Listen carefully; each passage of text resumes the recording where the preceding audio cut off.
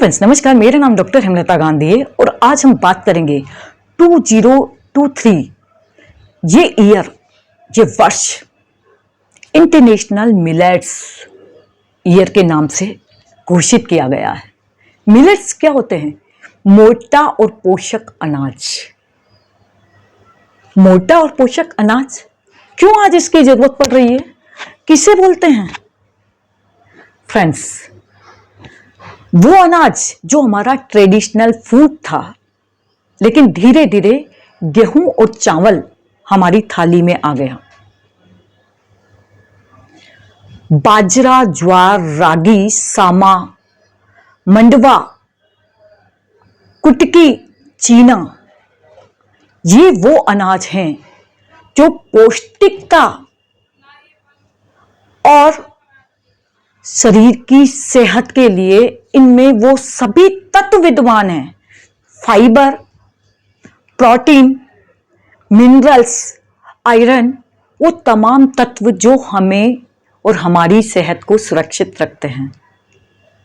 ये वैश्विक स्तर पर इस बात को महसूस किया गया कि आज सबके स्वास्थ्य को एक चुनौती मिल रही है। फ्रेंड्स, हमारे भारत में इस अन्न को श्री अन्न, सुपर फूड, स्वदेशी फूड, चमत्कारिक अनाज, पोषक अनाज कहा गया है। क्यों कहा गया है और क्यों हम इसकी शुरुआत कर रहे हैं? यूनाइटेड नेशन ने भारत के इस सुझाव को क्यों माना? Bharat, India is the largest producer of millets in the world. पूरे भारत के अंदर सबसे बड़ा उत्पादक और निर्यातक अगर देश है तो वो हमारा भारत है। और भारत ही इस मुहिम को आहार क्रांति में बदल सकता है। और दूसरा, श्री अन्न और पोषक अन्न को लेकर हम ग्लोबल लीडर का काम कर सकते हैं, पूरे देश को नेतृत्व दे सकते हैं। और तीसरा सबसे बड़ा रीजन, हमारे पास पर्याप्त अन्न, संसाधन और मेन पावर है।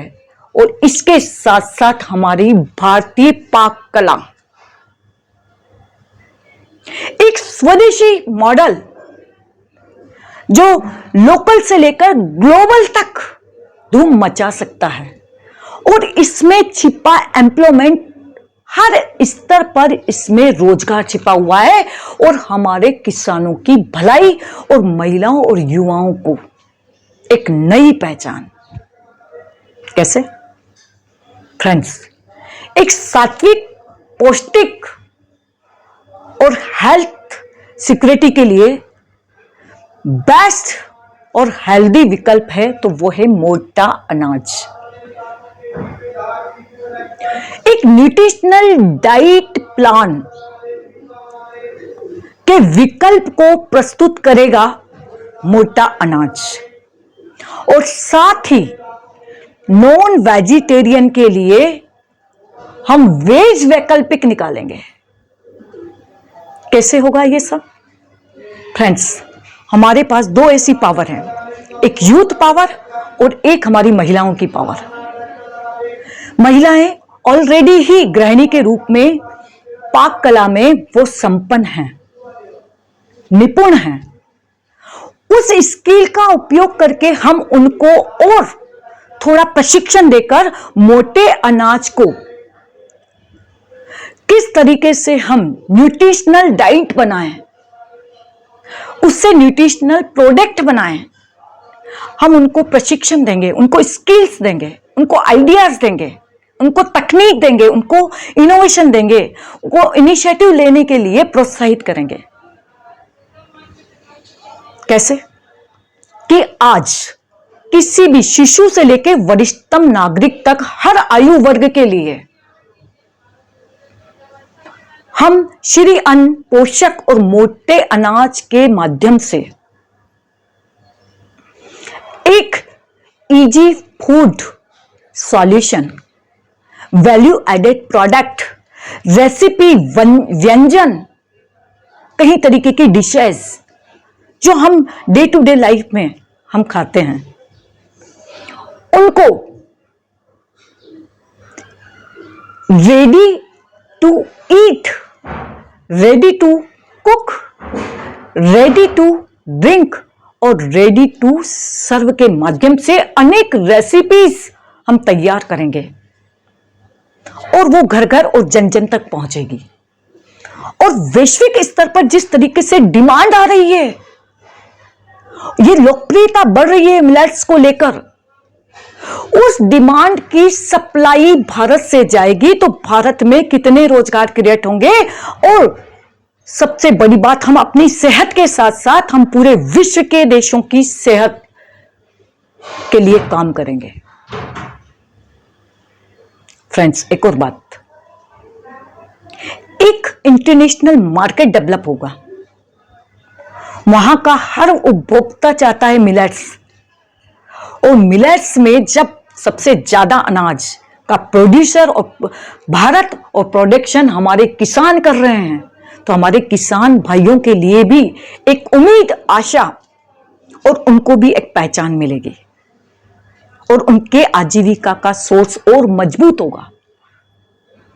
फ्रेंड्स, इसके लिए हमें पहले अपने घर से ही शुरुआत करनी पड़ेगी कि हम जहां जहां भी ऐसे इंस्टीट्यूशंस हैं, डिपार्टमेंट्स हैं, जहां भोजनशालाएं चलती हैं, कैंटीन और मेस चलता है, उनमें सबसे पहले मोटा अनाज वहां से शुरू करें।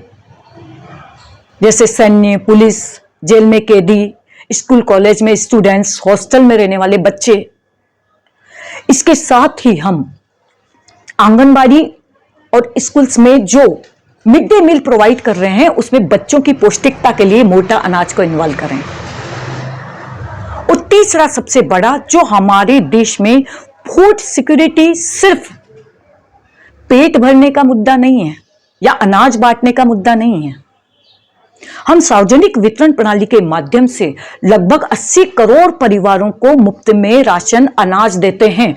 उस अनाज में भी हम इस मोटे अनाज को सम्मिलित करेंगे तो घर घर और जन जन तक इसकी जागरूकता, इसकी पौष्टिकता और इसके प्रति लोगों का रुझान बढ़ेगा, उनको प्रोत्साहन मिलेगा और लोग मोटे अनाज को अपने भोजन में सम्मिलित करेंगे तो उनकी सेहत सुधरेगी।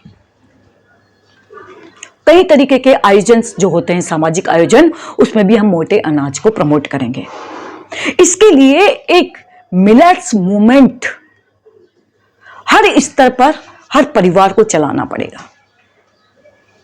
साथियों, क्यों इसको इतना प्रभावी तरीका माना जा रहा है? क्योंकि भविष्य में आने वाली चुनौतियां हेल्थ को लेकर अगर होगी तो सबसे पहले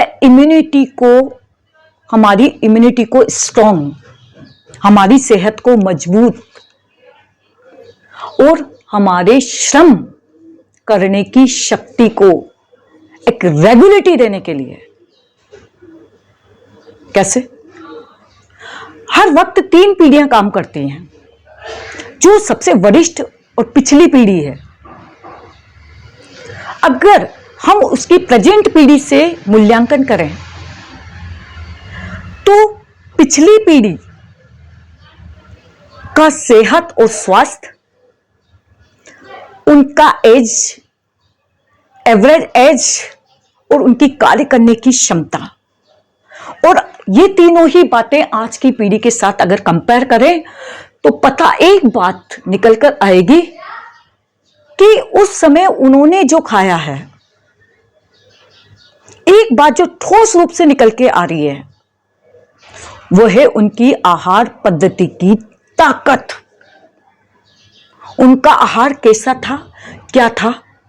वो प्रकृति की सामंजस्यता से आहार ग्रहण करते थे और आज ये सब चीजें हमने बिसरा दी हैं। आज हमसे ये सब कुछ दूर हो गया है। आज हमसे निचली वाली पीढ़ी सिर्फ फास्ट फूड की दीवानी है।